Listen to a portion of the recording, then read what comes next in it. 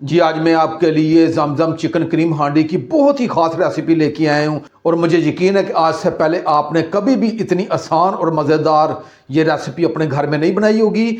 वो मेरी माएँ बहनें बेटियाँ जो अपने घरों में बहुत अच्छी कुकिंग कर रही हैं, सिर्फ एक मरतबा मेरे तरीके से ये ज़रूर आपने जमजम चिकन कढ़ाई अपने घर में बनानी है। इसे बनाना बहुत आसान है और बहुत ही मज़े की बनती है। बच्चे बड़े घर के तमाम अफराद इसे बड़े शौक से खाएंगे और इसे बार बार बनाने की फरमाइश करेंगे। बहुत ही आसान और मज़ेदार आज की रेसिपी है। आइए अपनी रेसिपी की तरफ चलते हैं। बिस्मिल्लाहिर्रहमानिर्रहीम। लाखों करोड़ों अरबों दुरूदो सलाम आप सल्लल्लाहु अलैहि वसल्लम पर और आपकी आल पर। अल्लाह ताला आपको खुश रखे। मैं हूं तारिक जावेद, आप देख रहे हैं दादा तारिक रेसिपी। आज की रेसिपी चिकन जमजम कढ़ाई के लिए मैंने 1 किलो चिकन लिया है और मैंने चिकन बोनलेस लिया है। तो इसकी मैंने मीडियम साइज की इसकी कटिंग की है और इसे मैंने 1 से 2 पानी अच्छे तरीके से धो लिया है। अब इसे मैंने थोड़ा सा अलग तरीके से इसे साफ करना है ताकि इसमें जरा बराबर भी स्मेल ना रहे। एक बाउल ले लिया है, इसमें मैं 3 गिलास पानी डाल दूंगा।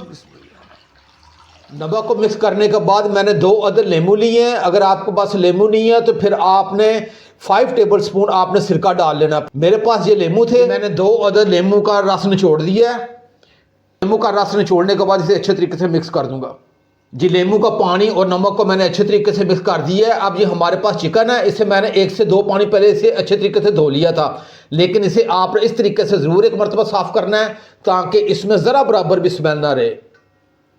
और चिकन डालने के बाद इसे मैं अच्छे तरीके से मिक्स करूंगा और इसे सिर्फ 5 से 6 मिनट के लिए इसी तरह छोड़ दूंगा। 5 से 6 मिनट के बाद इस पानी को मैं गिरा दूंगा और खुले पानी से 1 से 2 पानी धो के इसे अच्छे तरीके से निचोड़ के आपकी खिदमत में मैं हाजिर हूँ। मैंने चिकन को अच्छी तरीके से धो के अलग बर्तन में निकाल लिया है। अब इसे मैं एक तरफ रखूंगा। रेसिपी मैं कच्ची हांडी में बनाऊंगा। अगर आपके पास कच्ची हांडी हो तो आप उसका इस्तेमाल कीजिएगा, इसके साथ इसका जायका बहुत ही कमाल का उभर के आएगा। अगर आपके पास कच्ची हांडी नहीं है तो कोई मसला नहीं है, आप कोई भी कढ़ाई या कोई भी बर्तन जिसमें आप कुकिंग करते हैं वो आपने ले लेना है।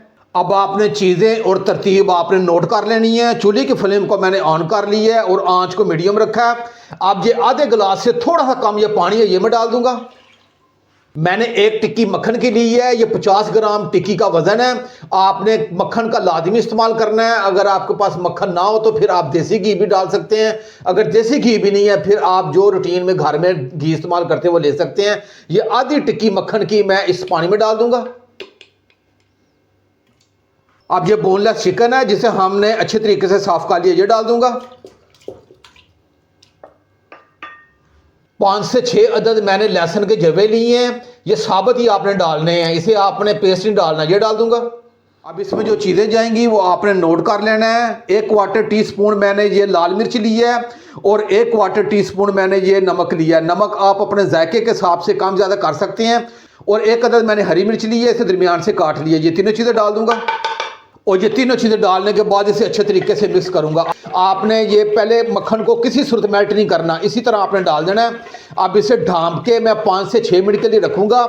इसका जो पानी है इसी में हमने खुशक करना है। तमाम चीज़ों को अच्छे तरीके से मिक्स कर दिया। अब इसे मैं ढांप के रखूंगा। 5 से 6 मिनट के बाद इंशाल्लाह मिलते हैं। चिकन को ढांप के रखे हुए मुझे तकरीबन 5 मिनट हो गए हैं। अब इसका ढक्कन उठा के चेक कर लेते हैं। ये लें जी, हमारा बेहतरीन ये चिकन सॉफ्ट हो चुका है। हमने बोनलेस चिकन इस्तेमाल कर रहे हैं इसलिए ये जल्दी कुक हो जाता है। अब इसमें ये थोड़ा सा पानी है। अब मैं चूल्हे की फ्लेम को थोड़ा सा हाई करूंगा और इसके अंदर जो ये लहसुन है इनका काम खत्म हो चुका और लहसुन का जो फ्लेवर है वो इस हंडिया में आ चुका है और ये लहसुन को हम बाहर निकाल देंगे। और लहसुन को बाहर निकाल के आंच को मैं तेज़ करूंगा और इसकी मैं 1 से 2 मिनट अच्छे तरीके से इसकी बुनाई करूंगा। और इसका जो पानी इसकी यखनी है इसी में मैंने खुशक करनी है। जी मैंने 1 से 2 मिनट इसे इसी तरह मैंने इसकी भुनाई कर ली है। अब इसमें हाफ कप से थोड़ा सा कम ये मैं ऑयल डाल दूंगा। ऑयल डालने के बाद मैं आंच को तेज़ किया हुआ है और इसकी मैं 1 से 2 मिनट मजीद इसकी अच्छे तरीके से भुनाई कर दूंगा। जी ऑयल डालने के बाद इसकी मैंने तकरीबन 2 मिनट के लिए मजीद इसकी अच्छे तरीके से भुनाई कर ली है। और भुनाई करने के बाद आँच को थोड़ा सा मैं हल्का करूँगा और हल्का करने के बाद मैंने हाफ कप ये दही लिया है, इसे अच्छे तरीके से मैंने फेंट लिया है। ये तकरीबन 70 से 80 ग्राम होगा, ये डाल दूंगा। जब आप दही डालें तो आपने चूल्हे की फ्लेम को हल्का कर देना है क्योंकि इसका दाना ना बनने पाए। दही को अच्छे तरीके से मैंने मिक्स कर लिया है। अब चूल्हे की फ्लेम को मैं हाई कर दूंगा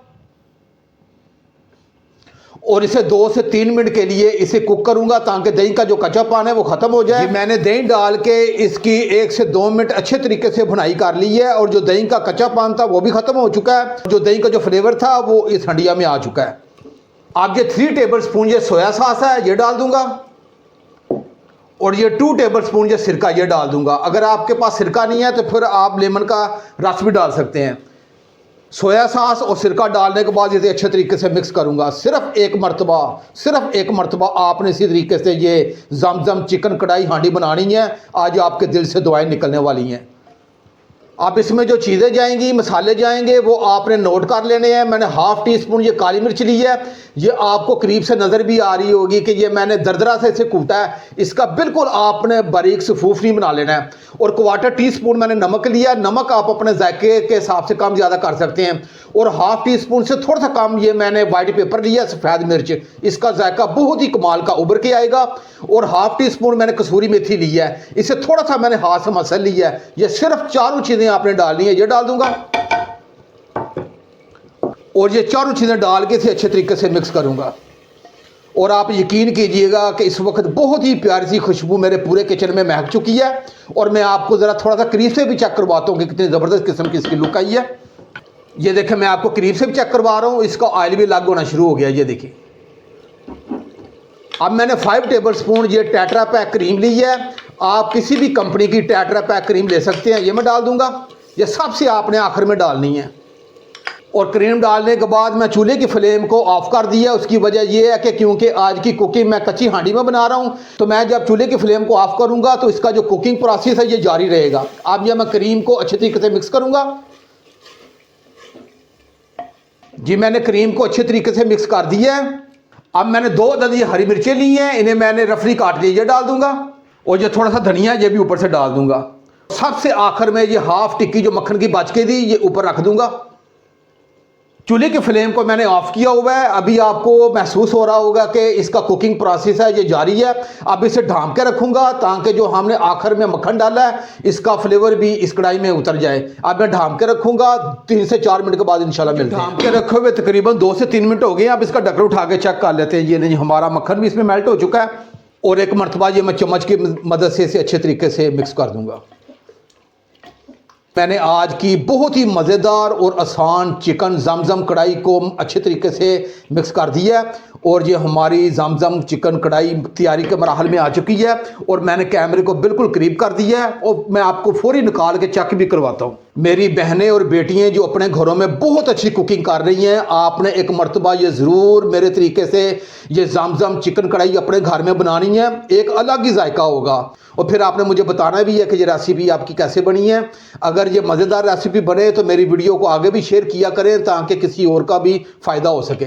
और मैं बिल्कुल करीब से आपको चेक करवा रहा हूँ ताकि आप जब ये रेसिपी बनाएं तो आपकी रेसिपी इसी तरह बने जैसे ये मैं बना रहा हूँ। मैंने आज की रेसिपी चिकन जमजम कढ़ाई को प्लेट में डाल के आपको बिल्कुल करीब से चेक करवा रहा हूँ। आप एक मरतबा ये ज़रूर मेरे तरीके से जमजम चिकन कढ़ाई अपने घर में बनाइएगा। आपने जितनी मरतबा भी बाइट से क्रीम हांडी खाई होगी, मेरी ये चिकन कढ़ाई हर तरह के क्रीम कढ़ाइयों को पीछे छोड़ देगी। एक बार आप ज़रूर आजमाइएगा।